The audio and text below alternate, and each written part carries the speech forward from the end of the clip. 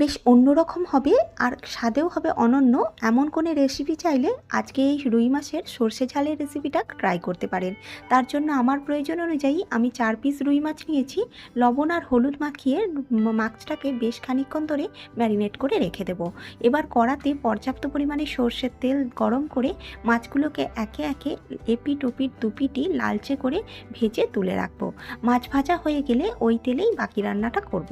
মাছ ভাজা হয়ে গেলে ওই তেলের মধ্যে দিয়ে দেব একটা মিডিয়াম সাইজের কুচিয়ে নেওয়া পেঁয়াজ। পেঁয়াজটাকে অল্প লবণ দিয়ে একটু মুছতে দেব।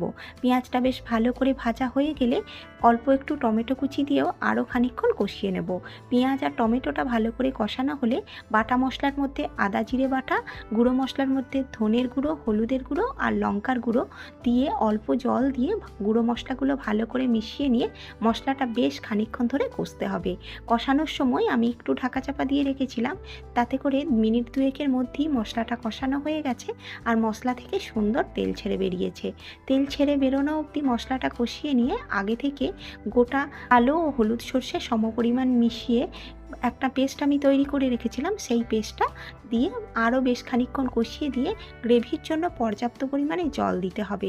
জল ভালো করে ফুটে উঠলে মাছগুলোকে একে একে ছেড়ে দিয়ে স্বাদ অনুযায়ী লবণ আর অল্প একটু চিনি মিশিয়ে মিনিট 10 ঢাকা চাপা দিয়ে ফুটতে দিতে হবে। 10 মিনিট ফুটলেই রেডি। ওপর থেকে চেরা কাঁচা লঙ্কা আর অল্প একটু সর্ষের তেল দিলেই গরম গরম ভাতে এই রেসিপি খেতে জাস্ট অসাধারণ লাগে। আমার রেসিপি ফলো করে একবারও করলে জানাতে ভুলবেন না। ধন্যবাদ।